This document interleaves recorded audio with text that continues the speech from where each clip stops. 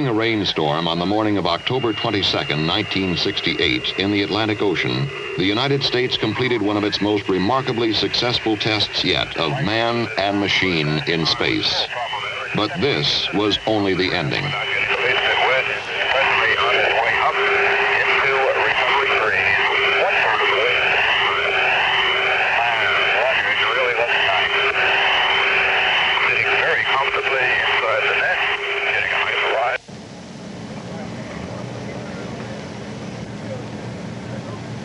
It was on a clear morning almost 11 days earlier at the Kennedy Space Center's Launch Pad 34 in Florida that we witnessed the beginning of the first manned mission in the United States Apollo program to land astronauts on the moon.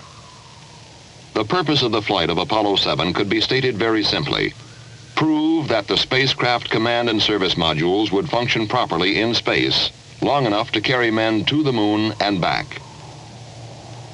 Accomplishing this was considerably less simple. It meant showing that a brand new spacecraft, far more complicated than its predecessors, would operate so well it could be trusted to take men well beyond near-Earth orbit.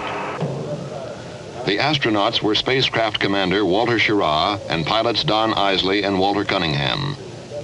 The Kennedy Space Center had spent long days in preparation and checkout, working toward a launch time which had been set for months. It was not by chance that Apollo 7 lifted off only 2 3/4 minutes after the appointed moment. 5, 4, ignition, GRR.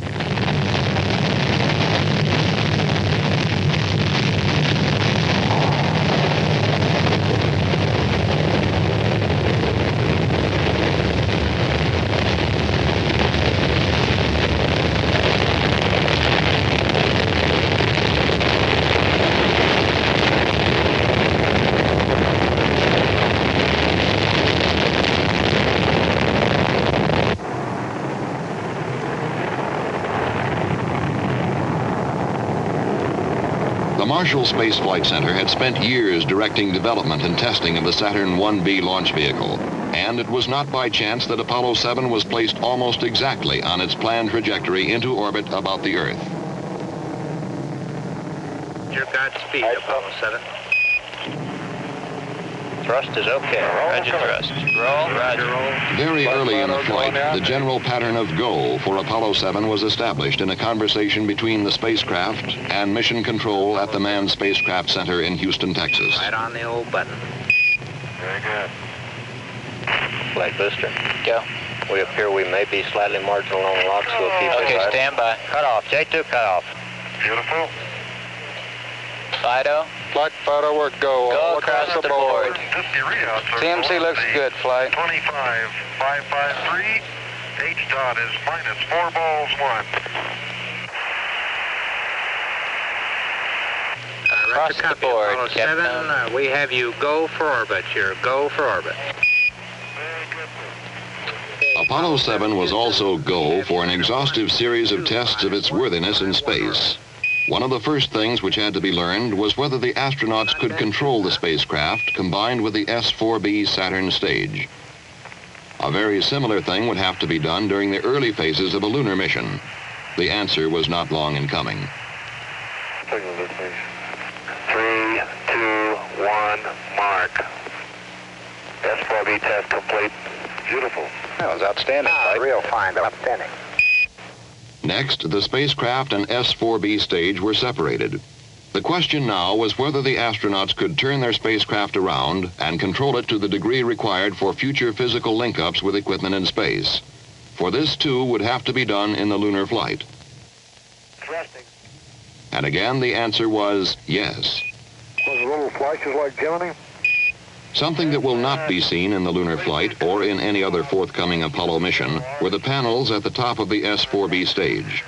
They will simply be jettisoned in the future, but they drew comment in Apollo 7. And the slot panel at the top, left, and bottom are opened at I would just be about a 45-degree angle, and the slot panel on the right is just opened maybe 30 degrees at the very best.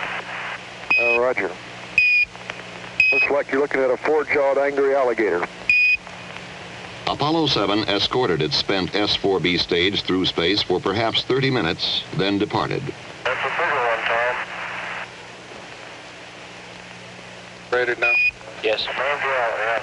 It's absolutely beautiful here. The following day, Apollo 7 burned its spacecraft propulsion system for the first 2 times in the mission and returned to its 4-jawed alligator, which was now angrier than ever. And Apollo 7, Houston, how close are you now? We're close to about 70 feet. It's tumbling rather wildly, so we're trying to stay away from it. Roger, understand. Ready to copy, Jack, go. Okay, separation. In this maneuver, Apollo 7 had accomplished the first rendezvous of the program, and in so doing had proven capable of meeting still another requirement for lunar flight. 1618 plus 1221.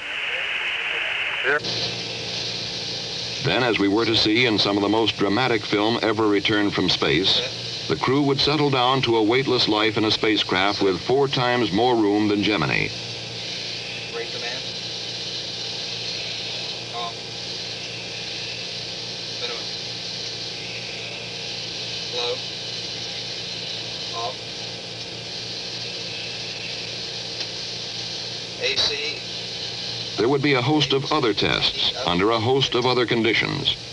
The equipment and systems required to sustain men's lives, to guide and control and propel the spaceship, to provide electric power, to communicate with those on Earth, would time and again prove their mettle. The propulsion system, for example, was burned 8 times, and it behaved perfectly every time. Off, down and guarded. Auto.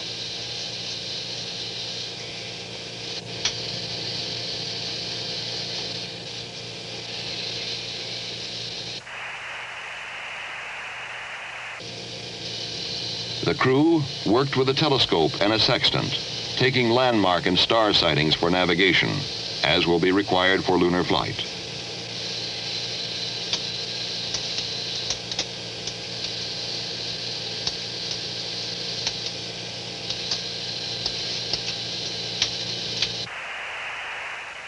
And they discovered on occasion that water particles which had been dumped overboard could be confused with stars. Care will have to be taken to avoid this confusion on future flights.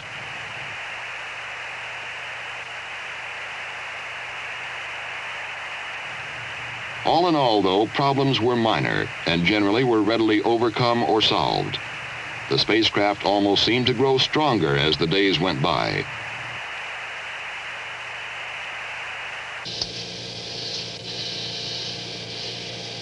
But Apollo 7 was as much a test of man as of machine, and human errors were not taken lightly. Apollo 7, Houston, we acknowledge the error on the ground here. Okay, I'd like to have the ground get to work and look at the sleep rest cycles. The error had led to an interruption of a sleep period for the astronauts, who were understandably irritated after days of hard work. It was imperative that this situation be remedied. I want the rest of these work periods worked out there. Apparently you can move up burn 3. How about giving us a chance to get some sleep? Apollo 7, Houston, understand. There were also those problems to which man is susceptible but cannot control, like the common cold. Oh, very good. I got a couple small items for you. Wally took a couple ounces of Actifed. Walt took 1 Actifed only. He feels fine. He just got a little stuffy headphones. And I put some nose grease in mine because my nostrils are a little dry. Besides, it smells good.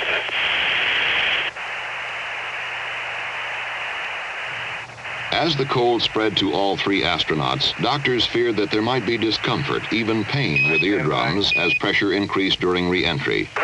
The astronauts were able to cope with the problem, however, by taking decongestants and holding their noses and blowing to equalize re-entry pressures. Always before, we've had to be content with merely listening to our astronauts during their flights. In Apollo 7, through the medium of television, we could actually see them in space for the first time and become better acquainted with weightless life aboard a spacecraft. You're picking up, I can read it now, just a minute. It says from that lovely Apollo something. You guys should write. Apollo room. High atop everything. High atop everything. Looks good. I can see Wally Hamlin now. And Don has a smile on his face, and there's Walt. Down the Gulf Coast. Okay, what's the next one? A little closer, Wally. Says keep those cards coming. Cards and letters coming in. Coming in, folks. It's loud and clear. Roger. Good morning to everyone in television land. You're looking at the right-hand portion of the main display console. In the upper left-hand portion of your view, you would see the instrument that has to do with the cryogenics that are used to power the fuel cells and provide breathing oxygen to the spacecraft. EMS 310. As the flight of Apollo 7 proceeded day by day, confidence in men and equipment grew. The astronauts became accustomed to their home high atop everything. They had a chance to evaluate it as a place to live and work in space. Set. Set.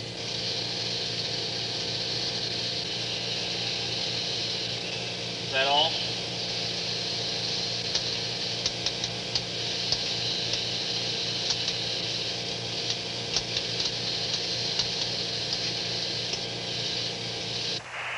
There was a chance to photograph Hurricane Gladys, which raked across Florida and headed out into the Atlantic. There was a chance to photograph areas of the Earth not previously pictured from space. For example, the coast of Chile and the Andes mountain range.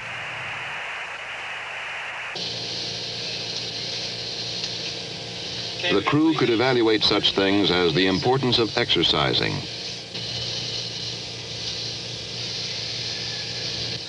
the quality of sleeping arrangements, the palatability of food, seemingly small items, but things of essential importance in a lunar mission. They even recorded the preparation of a drink for a meal.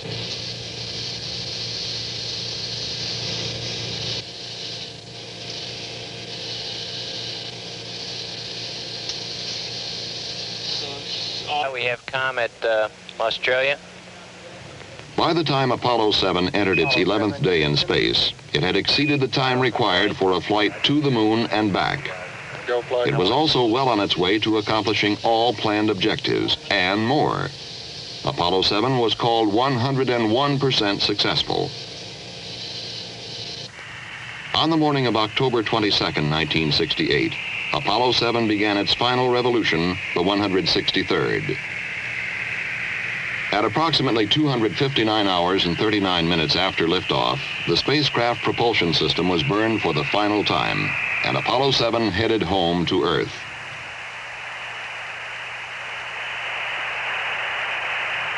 From motion picture film recorded during an earlier unmanned Apollo mission, we get some idea what the trip back through the atmosphere was like.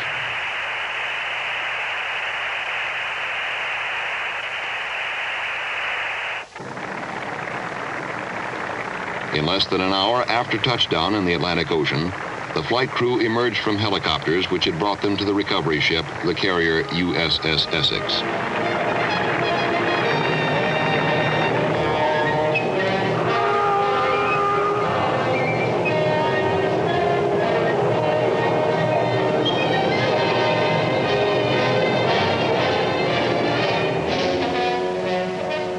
And the next manned Apollo flight can be undertaken with confidence that our brand new spacecraft is, as Commander Walter Schirra reported, a magnificent flying machine.